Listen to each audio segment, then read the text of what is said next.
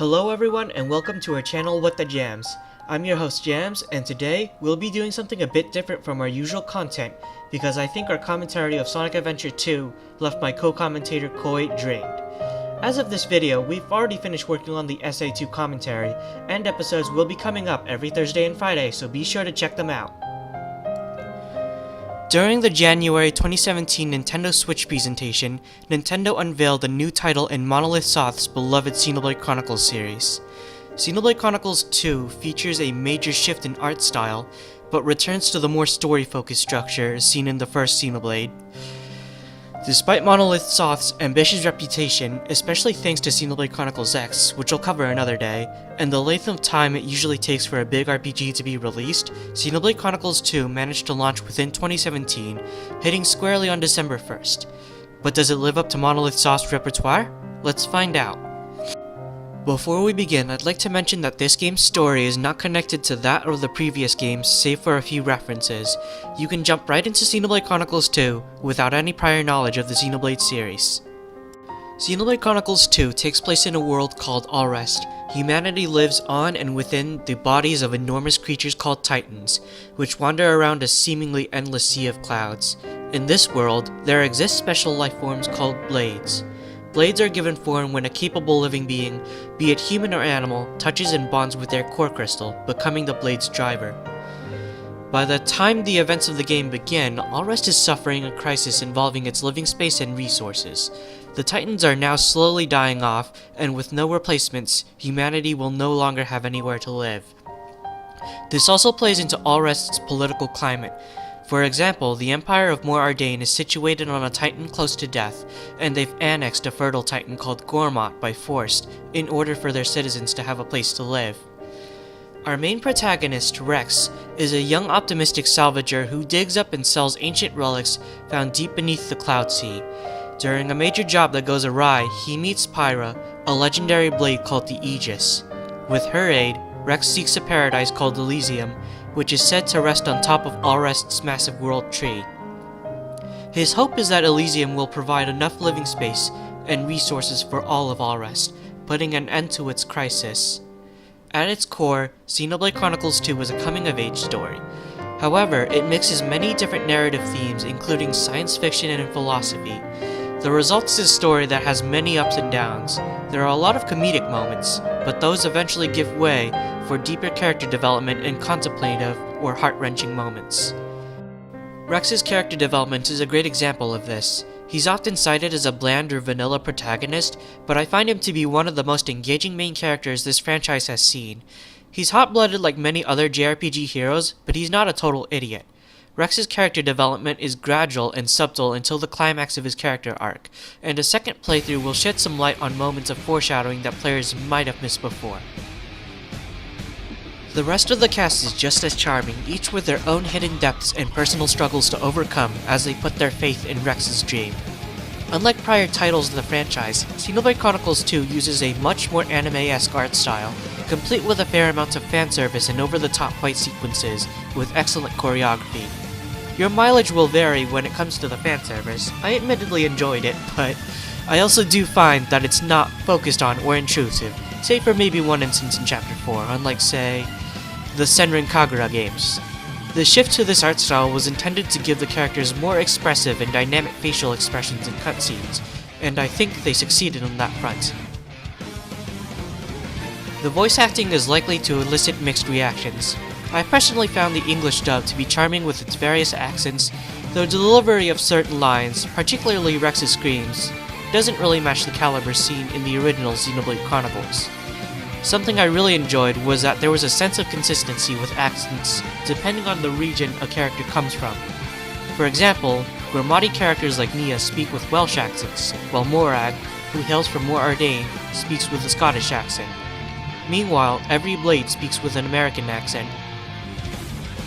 The Japanese dub is still quite good, and some characters sound a bit more natural in Japanese. It's worth noting, by the way, that the Japanese dub does not come with the game. It requires a free download from the eShop if you're looking to immediately jump into the game in Japanese.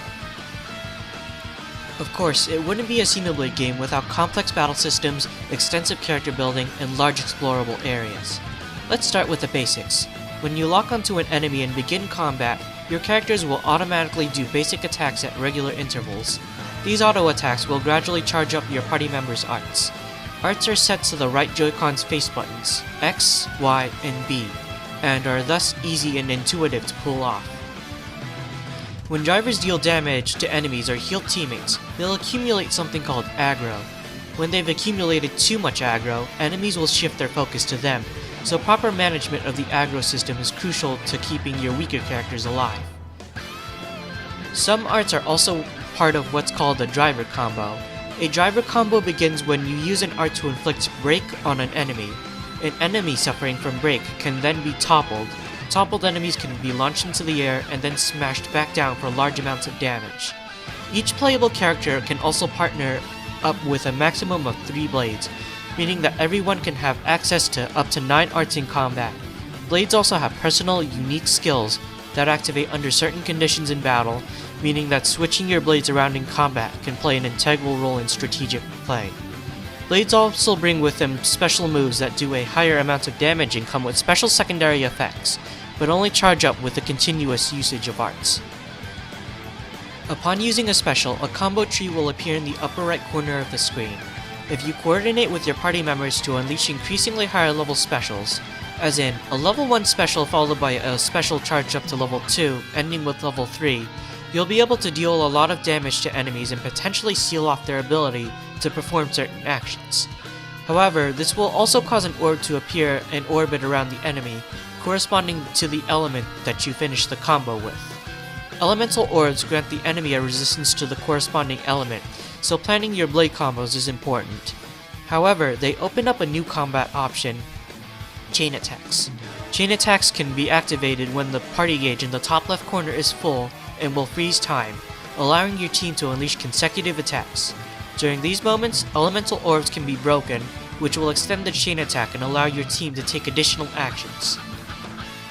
Xenoblade Chronicles 2 will only go on to add even more layers of depth to its battle system, and while that may sound overly complicated or daunting, the game does a good job at teaching you how the battle system works, and veterans of the RPG genre will be able to quickly adapt. Outside of battle, your characters have many avenues for improvement.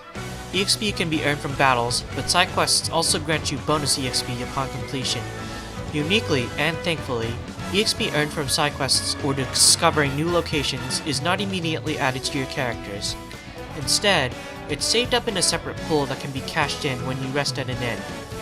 This completely fixes the problem that many RPGs have where your characters will become overpowered after doing lots of side quests. It also allows players who have been exploring and taking their time with optional content to give themselves an edge should they end up struggling against certain enemies. Your characters will also earn WP and SP from battle, which can be used to power up arts and learn new skills respectively. Party members can also equip accessories that have a wide variety of effects, and also consume pouch items. Pouch items are various things like food, books, etc. that grant a beneficial effect for a limited duration of time. In practice, it's quite similar to Final Fantasy XV, where characters could gain temporary benefits depending on the food they ate. Your blades can also be customized to a degree. They can equip aux cores, which are essentially craftable accessories exclusively for blades. Instead of spending points to learn or enhance skills, blades have an affinity chart with up to 50 nodes on them. Each of these nodes can be unlocked by performing certain tasks, like defeating specific enemies or visiting certain locations while the blade is in your party. This system's definitely unique and a good attempt to spice things up, but some affinity charts can be a bit tedious to fill out. Looking at you, Ursula. Finally, we have the core crystal system. As I mentioned before, when someone with the aptitude touches a core crystal, they can bond with a new blade. While you're out and about, you'll get lots of core crystals from treasure chests or defeating enemies. What kind of blade you'll get from each core crystal is completely random. If you're lucky, you'll get a rare blade. These blades feature their own unique designs and abilities, and even star in their own side quests. This mechanic works quite similarly to mobile gachapon games, where players use magic stones or an equivalent to pull for random monsters.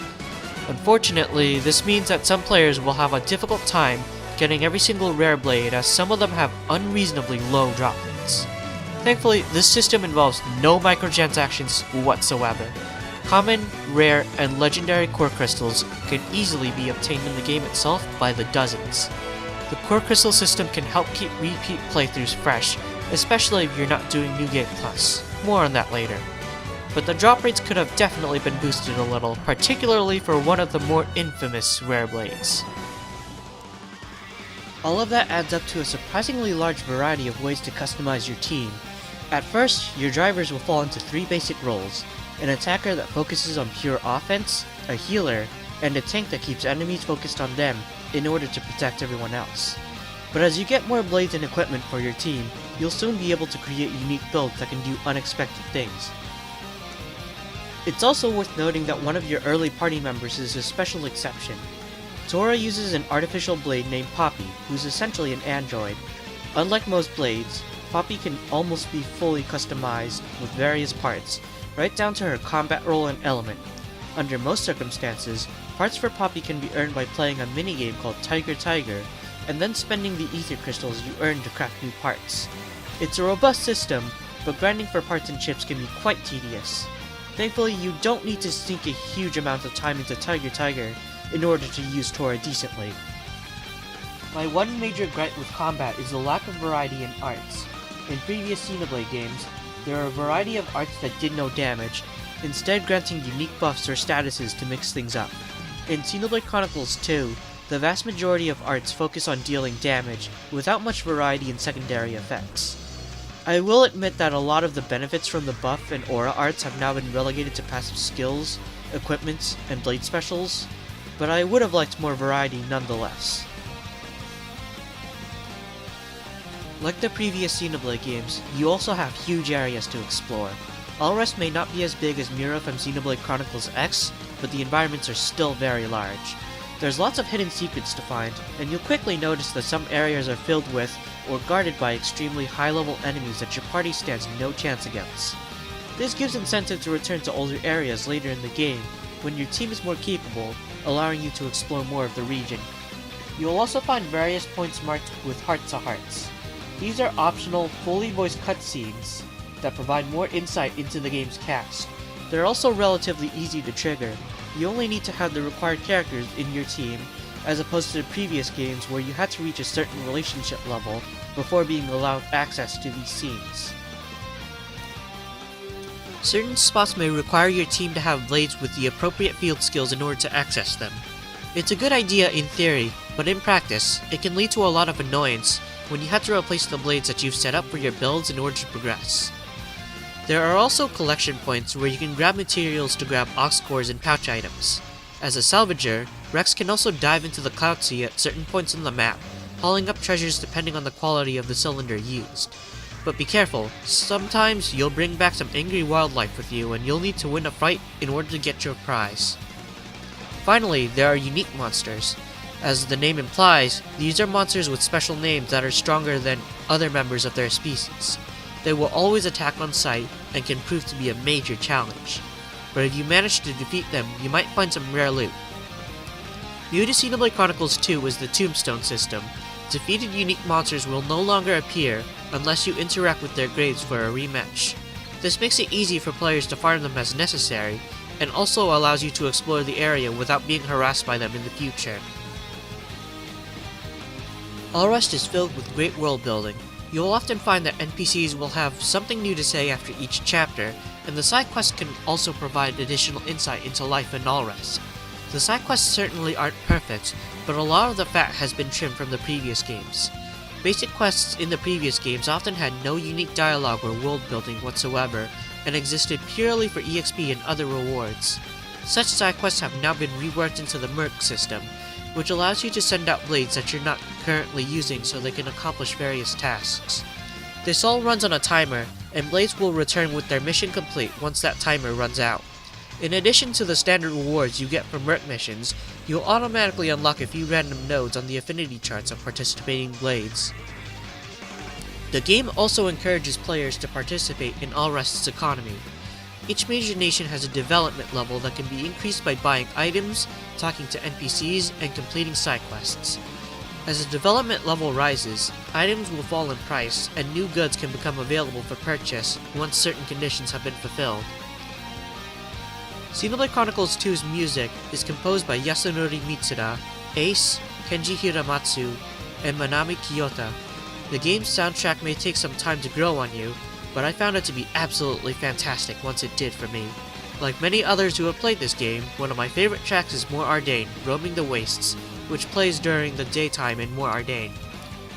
With all of that said, Xenoblade Chronicles 2 will take around 60 to 70 hours to complete, but players who want to explore everything this game has to offer will easily spend more than 100 hours. I've personally clocked in nearly 500 hours over the course of 4 playthroughs since the game's initial launch back in 2017. Now, onto the technical stuff. The game runs at 720p while docked and employs a strong temporal anti-aliasing effect. This makes the image look soft and clean, though it can come off blurry sometimes. According to Digital Foundry, the game's resolution and image quality can drop sharply while playing in portable mode. I recommend playing the game docked when possible, but it's still great that you can take such a massive RPG on the go. Either way, the game runs at 30 FPS, but can experience some drops during combat with lots of enemies and flashy attacks being thrown around. As this game isn't an action RPG that demands good reflexes, this isn't a huge issue. Buy, rent, or skip. I absolutely recommend that you buy this game. It's one of the best games available on the Nintendo Switch. If you're looking for an RPG with a complex battle system, a great story that arguably gets even deeper after repeat playthroughs and closer analyses, as well as charming characters, this game is just for you. There are definitely some annoying design quirks, almost as if it's a tradition of developer Monolith Soft. But their ambition shines through despite the flaws, and Xenoblade Chronicles 2 was a massive game through and through. But that's not all, however. As of this review, this game has received a large amount of post-launch updates, and all of the Season Pass DLC has been released. The game's free updates, beyond fixing glitches, also added New Game Plus in Easy mode, along with several new rare blades. New Game Plus is quite unique, as it allows you to manually lower your character's levels at inns, as well as allowing you to swap out blades that were permanently locked into your team for story purposes, further enhancing the game's character build variety. For $30, the expansion pass will grant you some extra items, all of which can also be obtained in the game itself, a total of 20 new side quests, some of which add convenient new features, 3 new rare blades, each of which has some unique abilities that add variety to the game's combat system, the Battle Challenge Mode pack. This adds a new arena to the game, where you can fight against waves of enemies. There are a lot of battles to choose from, and some are unlocked under certain conditions. Some of these fights are also among the most challenging content the game has to offer, so if you're the type that loves playing around with endgame teams, this will be right up your alley. You can also unlock 3 additional new blades in this mode. All 3 of them are characters from the previous Xenoblade Chronicles games. This also adds 2 new difficulty modes, Bringer of Chaos, which is essentially a hard mode, and a custom difficulty that allows you to adjust individual parameters to your liking. And last but not least, a large expansion called Torna the Golden Country. Torna the Golden Country is Xenoblade 2's big expansion. Monolith Soft and Nintendo decided, in fact, that it was massive enough to warrant a standalone release. It's available as a physical copy at retailers, complete with a cartridge and code for the rest of Xenoblade 2's expansion pass content for $40. This expansion takes 500 years before the events of the main game. I won't go too much into the plot to avoid spoilers, but I think it was fantastic at fleshing out character backstories and giving us additional world building. The story itself is also much darker than the main game. It's a bit shorter than I thought it'd be, but it's still a large expansion nonetheless. Something worth noting though, is that the Merc system has been replaced by the community chart. As you meet various NPCs, they'll be added to this chart. Completing their side quests will place them into your list of supporters, and reaching certain numbers of supporters is required to progress the story. In other words, yes, you will have to stop and grind out side quests in order to progress at key points in the story. It can cause the pacing to come to a screeching halt if you haven't been doing those quests as soon as they pop up. At the very least, the side quests here are generally more enjoyable than those of the main game, and enhance the overall world building. Beyond that, Torna the Golden Country also changes various mechanics and does some streamlining. Instead of using the main game's core crystal system, you now fight with 3 teams, each of which consists of a driver and their 2 blades, totaling 9 playable characters. While controlling a team, You can switch between its members at will, granting you access to different arts. This means that you can actually play as the Blades now, unlike in the main game where they functioned as back row support. Each of a team's 3 members also has their own unique skills and their own equipment slots, but they otherwise share all stats like HP. New to Torna is a red HP system. When a character gets hit, some of their HP will turn red instead of disappearing completely. If you have your character switch from the rear to the front, the team will regain all of that red HP. This helps keep combat fast-paced and encourages you to stay on your toes while experimenting. The playable characters of Torna the Golden Country also have talent arts, a mechanic that returns from the original Xenoblade Chronicles. These are special skills that are unique to each character and grant special effects at a certain cost. For example, Laura's talent art will sacrifice half of her current HP to instantly recharge all of her normal arts. Outside of battle, your characters can also rest at campfires, which can allow you to craft pouch items on top of functioning like inns. While Torna the Golden Country streamlines a lot of key features, it still holds up as a large expansion.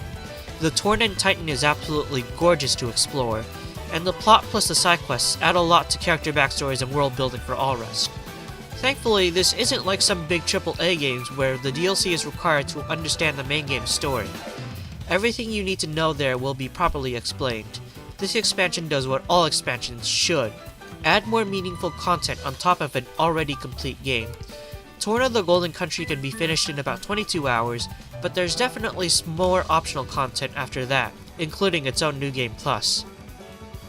To elaborate on the purchasing options available, all of the game's DLC is available in Xenoblade 2's $30 expansion pass. The DLC packs cannot be bought individually. However, Torna the Golden Country can be bought as a standalone game for $40 either digitally or physically. Either way, the standalone version will use its own icon on the Switch's home menu, along with its own save data. The expansion pass version is integrated into the main game's title screen options. Buying Torna the Golden Country as a standalone game will grant you a code that will give you all of the other expansion pass content for the main game. The DLC may be a bit above the average price of your typical season pass, but it provides a ton of new content and challenges. I think it's definitely worth the price. Overall, I think Xenoblade Chronicles 2 is an amazing game, and I look forward to seeing what Monolith Soft has in store for the future. Thank you for watching, and please be sure to like and subscribe if you enjoyed this review.